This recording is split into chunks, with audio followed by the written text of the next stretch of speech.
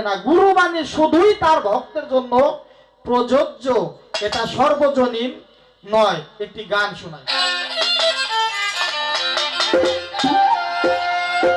ওরে মায়া ফাঁসে বন্দী হইয়া,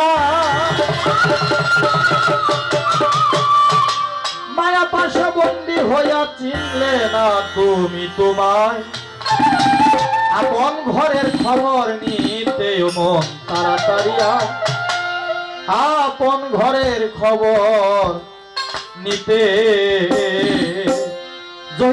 জসিম সাহেব তার এই দেহকে চিনতে চাইলেন, রশিদ উদ্দিন সাহেব আবার কিভাবে চেনা যাবে দিক নির্দেশনা দিচ্ছেন। মায়া ভাষা বন্দী হইয়া, মায়া ভাষা বন্দী হইয়া চিনলে না তুমি তোমায়, আপন ঘরের খবর নিতে মন তাড়াতাড়ি আয়, আপন ঘরের খবর নিতে।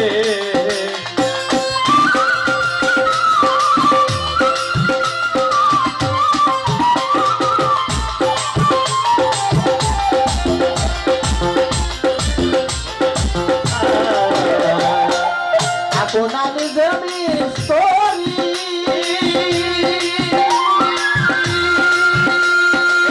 পঞ্চভূতে বাঁধে তরি, আপনা নিজে মিস্তরি, পঞ্চভূতে বাঁধে তরি, ওরে আপনা নিজের কাছারি, আপনা নিজের কাছারি কৌশল করে বানায়, আপন ঘরের খবর নিতে মন তাড়াতাড়ি আয়, আপন ঘরের খবর নিতে।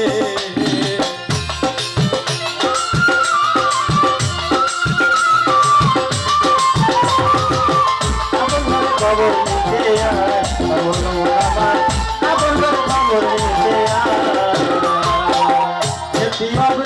মরদ বনে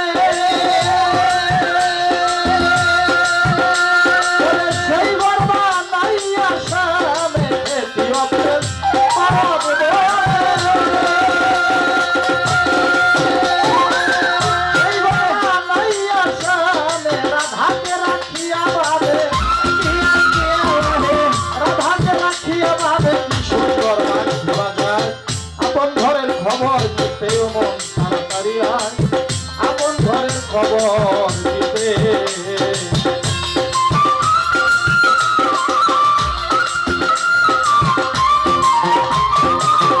আপন ঘরের খবর নিতে আয়, আপন ঘরের খবর নিতে আয়।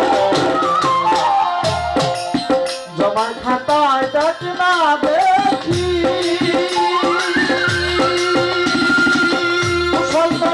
সবই বাকি, জমার খাতায় দেখ না দেখি,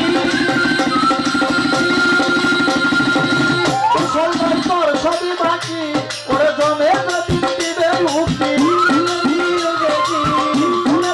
দিবে উক্তি, পালাইয়া যাবি কোথায়, আপন ঘরের খবর নিতে মন তাড়াতাড়ি আয়, আপন ঘরের খবর নিতে।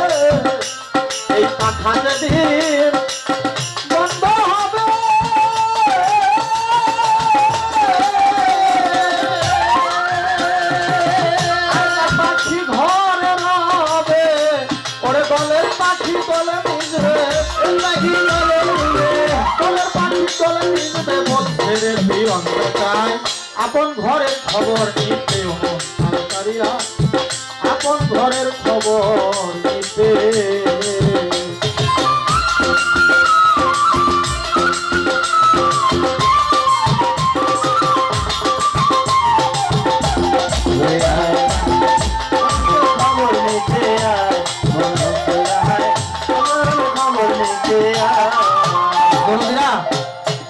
আমরা যদিও অনেক নেক্সট নফসের নাম শুনি। নফসে আনবারা, নফসে মুলহেমা, নফসে মুতমাইন্না, নফসে রহমানিয়া, এরকম 5 প্রকার নাম শুনি, কিন্তু কোরআনে কিন্তু এত নফসের নাম নাই। কোরআনে নফসে মুতমাইন্নার কথা বলা হয়েছে, নফসে আম্মারার কথা বলা হয়েছে। নফসে মুতমাইন্না যেটা, এটা হলো শান্ত নফস। কোরআনে ইঙ্গিত করে বলতেছে যে আম্মারা প্রকৃতির যে নফসগুলো আছে, বলতেছে হে নফসে মুতমাইন্না, তোমরা রবের প্রতি রাজি খুশি হয়ে যাও। নফসে আম্মারার কাজ হলো এই বাড়ি গাড়ি করতে হবে, ধন সম্পদ করতে হবে, উমুক করতে হবে, যত প্রকার লোভ মোহ মায়া আছে সবকিছু করাই হলো এই নফসে আম্মারায়। সাধক কি বললেন? বাউল কবি রশিদ বলে